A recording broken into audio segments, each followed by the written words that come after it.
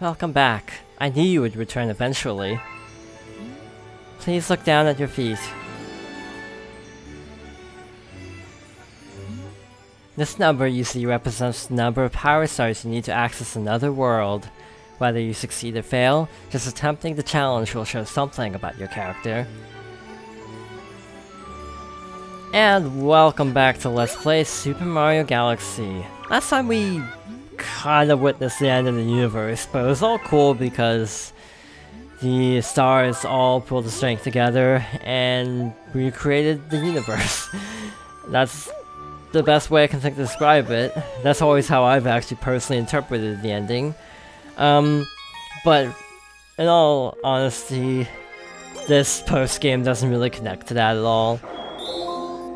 Remember the Gateway Galaxy, how we had to collect 100 purple coins? Well, now there's a new type of prankster comet, the Purple Coin Comet, Purple Comet, that's the name of it. These range from, oh my god, make it end, these are really boring, to pulling your hair out because they're awful. This is actually one of the good ones. And now, I know the two extremes I gave don't sound very flattering either way, but yes, these range from either being so tedious and so long that you are just really wanting them to end, to the ones that just are like so stressful and so difficult that it can really mess up your enjoyment of the overall game, potentially. This one's pretty chill though, good at Galaxy, which is good. This one is mandatory, I think, to get any others to appear, because this is always the first one I've seen accessible. It's just other than that one launch star in the middle of the chain, it's basically one linear path. And also that linear path connects there too. So we're also breaking off from the path there as well. But I think this is the area we would have gone to if we didn't use that one mid-air launch star. Again, this galaxy is pretty chill. It's a pretty easy 100 purple coins. What's this do? I don't actually know what this does. That's kind of useless. Also, this plant I never pointed out in the Let's Play. It looks like a Koopa shell to me, the texture of it. In any case, this takes us back around to this planet. I think there's that one planet. Oh shoot, I should have actually used that. That probably would have put me where I need to be. But as is, we're gonna have to make that loop again. I think this planet might be the one we need to go to, actually. Actually, I saw purple coins over there, so I think I know what to do. It's that mid-air launch star I missed. It would probably go to this planet. This one seems to be a shortcut back to the egg, is what it looks like. But as you can see, it already gets kind of headache-inducing fast. What path you should take, where the remaining coins are. I know where the coins are, which is the frustrating part. I just need to get back to that one launch star I need. I think I might be here. Might be here. I just need to take the mid-air launch star. I think that's why I messed up. If not, then I'm at loss. Also, you don't have to worry about star bits anymore because there isn't really a need for them anymore. Yeah, I think it's this one that will get us back on track. Also, by the way, I've actually never made note of this, but shaking the nunchuck also works. It doesn't have like gyros. I don't think either does, actually. Well, I'm using a Wiimote Plus. But it doesn't have like gyros, but it has accelerometers if I'm not mistaken, so you can actually do basic motion controls with the nunchuck. Just wanted to make note of that. I had meant to point that out a long time ago, aka 29 videos ago, but whatever, it all works out. Okay, so that wasn't too bad. That only took like 4 minutes, right? Well, actually, I think they are sequential. They might be sequential, actually. Honey Hive is a pretty iffy one for me. It could either be okay or it could be terrible. With no in between. Though there's not much in between okay and terrible, now that I think about it.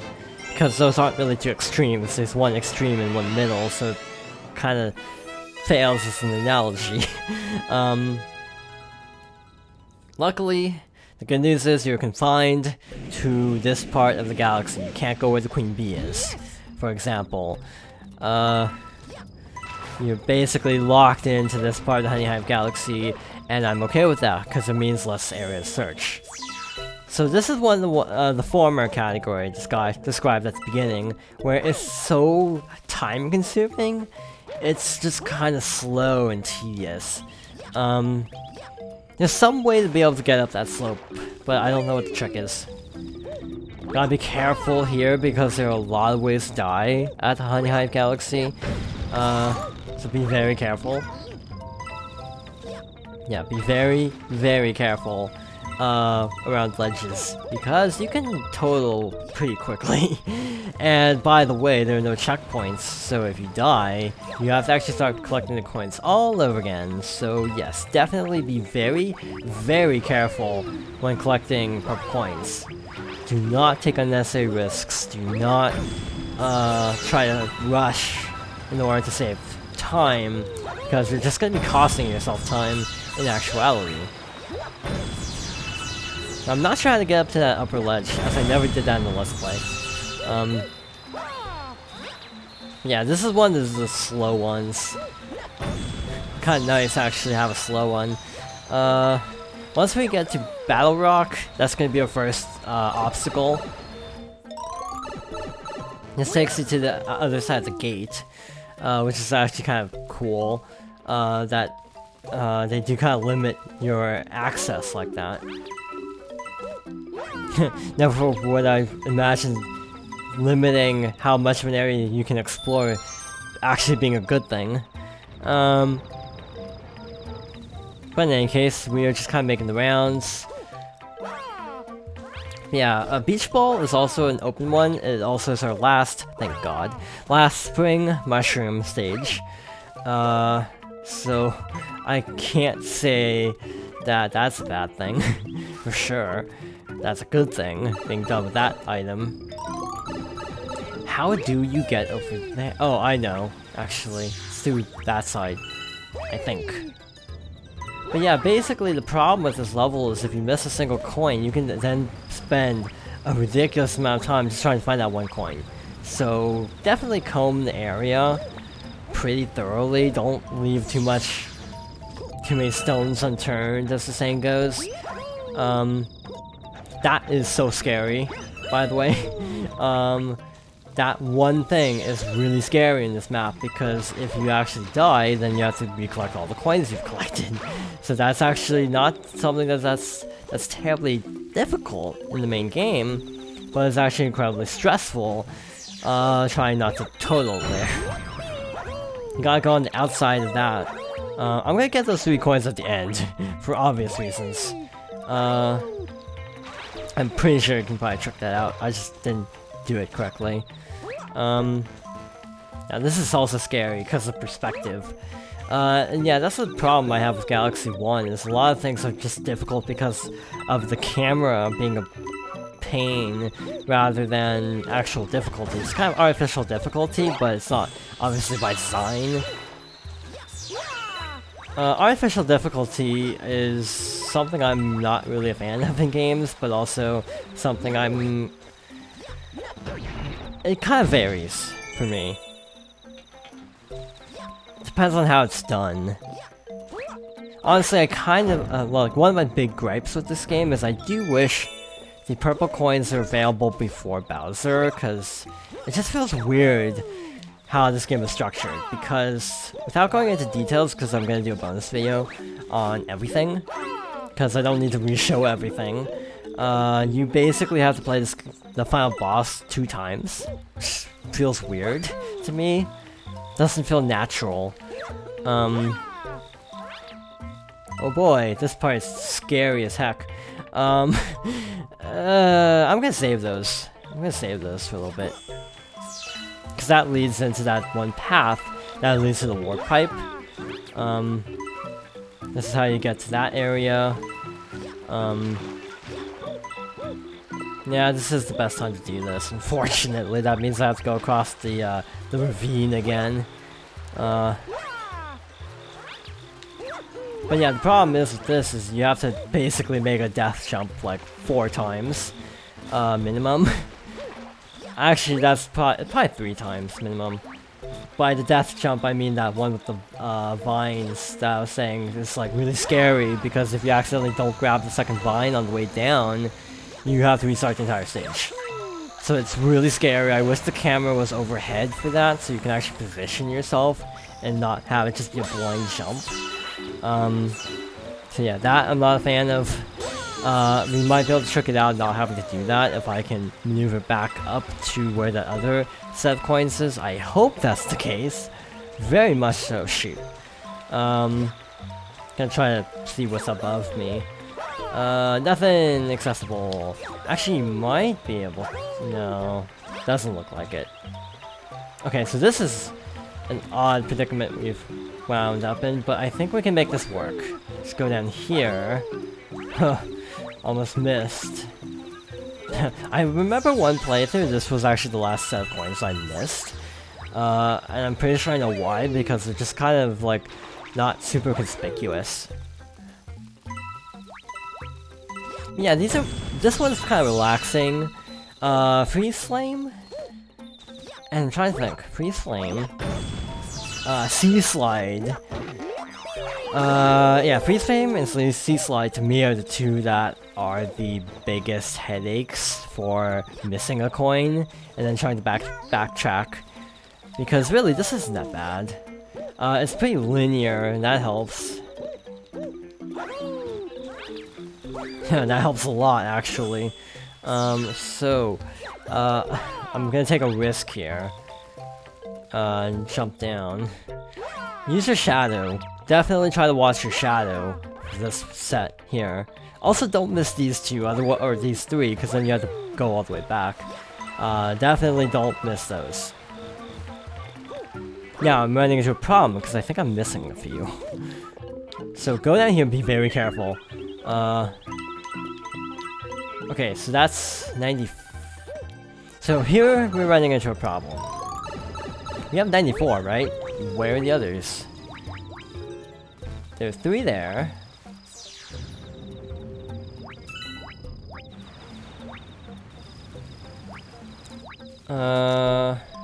Oh. Well then.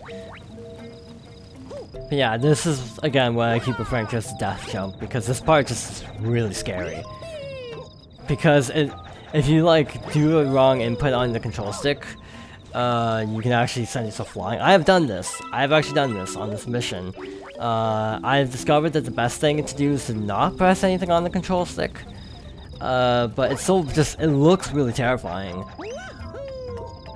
Like, it is more automated than you think, but I've just lost so many, purple coin runs to that one spot because of just that one little thing. That one part just always messes me up. Because I always think, oh, I need to angle the control stick, but you don't, and that ends badly. Other than that, this is a really not stressful purple coin mission for me personally. It's actually going pretty fast, all things considered, for this one. The star will appear at the beginning, I think. So we need to make our way back down there. I should have thought of that, actually. That star would appear there, so I didn't actually need to go backtracking that much. Also, I almost, like, panicked because I didn't know if there's ground under me or not. Which is one of the things I don't like about this camera sometimes, is they don't really show you everything you need to know. Also, get used to this purple hazy background, because I guarantee you, this is gonna be at least 10 videos. This is gonna, like, bump up the video count a lot. And I hate to say it like that, because that sounds very negative, actually. But yeah, I hope, you wanted more Galaxy, because you're gonna be getting a lot more Galaxy. A lot more Galaxy. Mostly just because of deaths. And I would almost grind for lives if it didn't reset every time. So, see, now we have 5 open. Which one is in the garden? Because depending on which one it is in the garden, I might want to start that now rather than later. Also, the Ghostly Mansion one, Ghostly. I don't remember what that one was, but that was really difficult too. It's a timed one.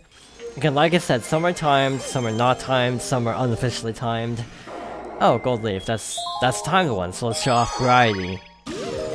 This one is stressful, I think. If it's the one I'm picturing, this one is really stressful. Purple coins in the woods. Conveniently, these are the two that are kind of like mirrors of each other. Basically, we're traversing to the underground gunner. But the catch is it's timed. We actually get a remix of the Gusty Garden song, so that's the one good thing about this level. 3 minutes is not much for this. Speaking from personal experience, 3 minutes for this level is not much. It's very easy to get a timeout on this one. So I'm gonna try not to. I'm gonna try to first try this. If I can first try it, at least half of the tough ones, I'll be happy. I didn't miss any, right? That's the problem. If you miss a single one, you're kind of out of luck on this level because you're on such a tight time window. Stop. Sometimes you can kind of U-turn around in Super Mario 64. Luckily, that doesn't seem to be the case as much. You skid to a stop much more often, which makes this whole process so much easier. This is actually a better remix, if you ask me. Feels more Mario-y, I guess, than, say, Mario Kart's. Bounce on this.